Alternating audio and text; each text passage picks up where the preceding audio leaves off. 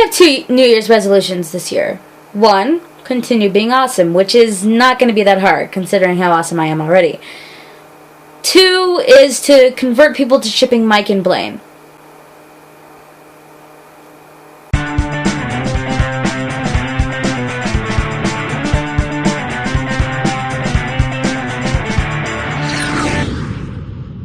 Now, I will not give any of my Christmas presents to you. I'm sorry, but I'm a very materialistic person and I grow attached to things. On the subject of love letters, or, letters that have some form of love in them, when you said that, I was reminded of back in 7th grade, I had 2 friends. I will not name names. One was a girl, one was a boy, and the girl happened to have a crush on this boy. I also happened to have a crush on this boy. So you can see what my predicament was when she asked me to give him a love letter. So, with permission, I read the love letter.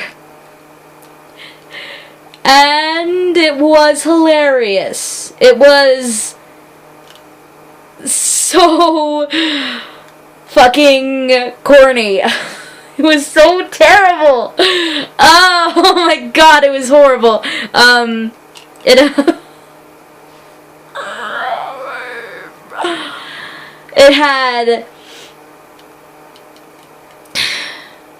It had a quote from a movie that I couldn't be bothered to watch more than once because I didn't like it at all. But it said, "Every time I see you, my heart beats faster and slower at the same time." Real original words right there. Yep. And there was a lot more to it, but I can't remember it. I mean, I didn't, photocopy it or anything. I should have. But anyways, I had to give it to him.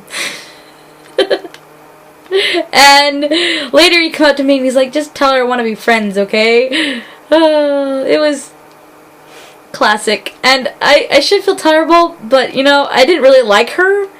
And I really liked him. So I was vindicated in a way, just knowing that he just wanted to be friends with her. So there's a story about love letters. Do you guys have any stories about love letters? That would be an interesting subject to hear. But you don't have to talk about it if you don't want to. I mean, it's not like I'm not forcing you to answer that. Speaking of Hogwarts houses, I used to be a Ravenclaw. I think you knew that now, though. I think I used to be, back when we first met now, I was a Ravenclaw. I'm pretty sure that I was. But from taking quizzes over and over again, I would always end up with Slytherin or Ravenclaw. And I decided, you know what, I need to make a choice. And then I was following an RP on Tumblr, and Salazar Slytherin was fucking awesome. And I'm like, you know what, I'm Slytherin, bitches. I'm Slytherin. And so I proclaimed myself a Slytherin, and I haven't looked back since. But if you look at it, I guess I'm a Slytherclaw. But really, I'm more of a Slytherin than I am a Ravenclaw because I'm not very smart.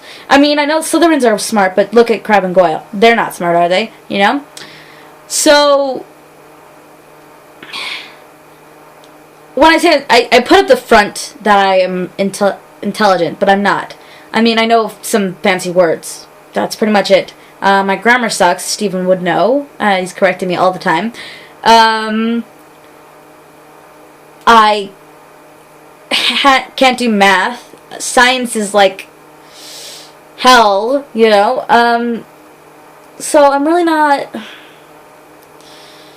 as smart as I sound, if that makes any sense.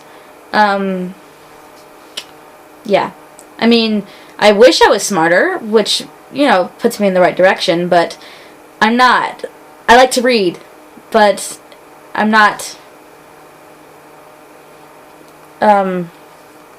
Yeah, I'm not smart. And I'm not fishing for compliments either. I know that I am not smart. I know this. Anyways. Oh, speaking of books. Andrea, are you talking about this book? This beautiful, glorious thing right here? Yeah, if you're talking about this book, you have to read one story. I'm asking you to read this one story, because it is my favorite, by far my favorite Edgar Allan Poe story. And I'm going to find it, and I think I have it bookmarked. Yep. I'm not even sure how to pronounce it. I think it's Eleonora, but I'm not entirely sure. But it is on page 424. Read it. Love it. Because I love it. I love it, love it, love it. It is so fucking amazing. Yeah. Seriously, read it. No, I'm serious. Read it. I believe it's called Eleonora, but I'm not sure if that's how you pronounce it. It could be. See, I told you I'm not smart. And then there's the classics, the Opal Portrait, the Mask of the Red Death, which is also really good. Let me look. Oh, the Telltale Heart, of course. Classic. I think there's one called Lionizing. I think it's called Lionizing. And it's hilarious. But I haven't read all of them. So I can't give you, you know, all of them. But, you know, The Opal Portrait, one of my favorites. Mask of the Red Death, Eleonora,